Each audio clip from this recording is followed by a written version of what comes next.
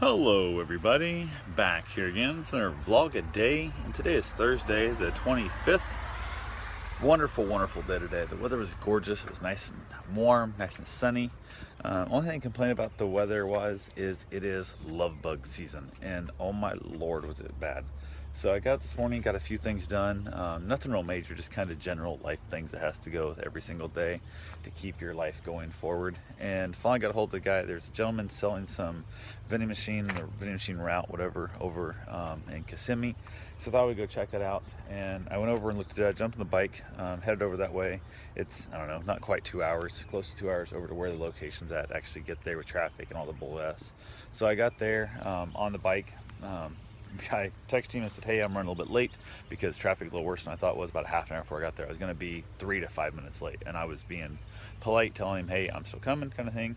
And I get there and it's like 3 minutes after 11 when I was supposed to meet him, and he's not. I'm texting him. He's not answering. He's not returning my text. He didn't return my text from half an hour earlier. I finally picked up the phone and said, Helton, call him. I'm sitting at the 7-Eleven where we're supposed to meet to head over to the show. The location, I don't know why I didn't just tell you where the location was. It was literally across the road from there. But went ahead, and the guy called me. He's like, oh, I'm running a little bit late. I'm still at the doctor's office.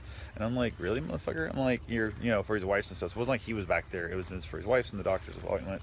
And he could have just taken his phone and texted me and said, hey, I'm going to be half an hour late at least. And that way I could have stopped at one of the random stores, one of the random parks, because where this is at, it's kind of like more of a office resident than a residential area. So there's like no businesses, nothing really to do and look at.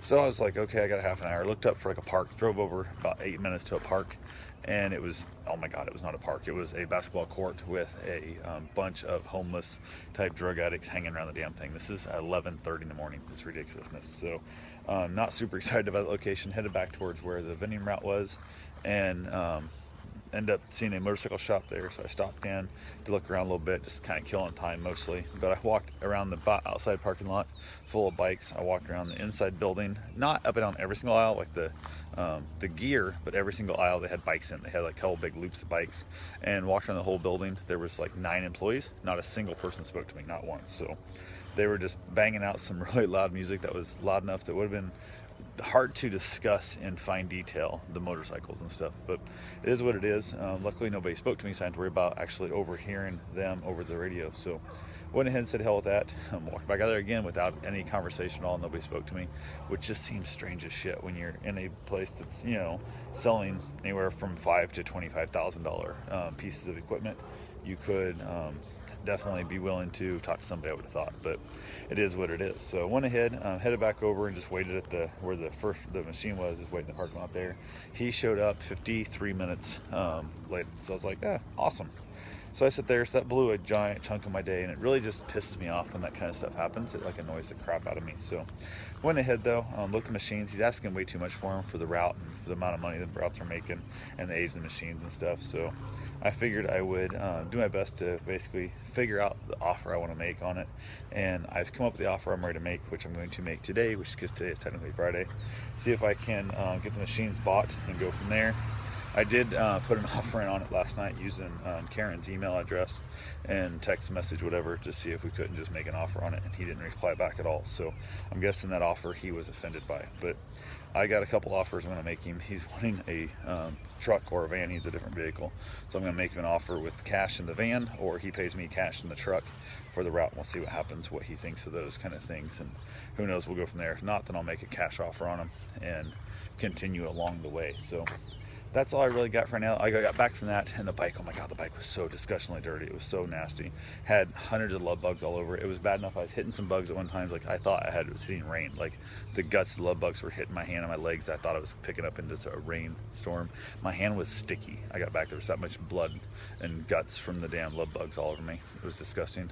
Got home, had a dog meet and greet that I was doing today for a stay tomorrow with the dog. They wanted to do a predetermined meet and greet, which is fine. They came over. They were, by the time I got back and told them I was here, they said they'd be here in about 20 minutes. They got here about an hour later. Went ahead, give me time to wash my bike off, so I got love bugs off, because that love bug guts is just one of the most acidy, nasty things ever. So I washed the bike all off, set it out in the sun, let it dry up before I put it away in the garage. I'm not really a wash your bike kind of guy most of the time. Like I kind of let it live and let it be lived. So, but this thing was disgusting. It was so nasty. I had to get it covered up. So went ahead though, got that done, got that taken care of. Went back in. We ended up having leftover pizza.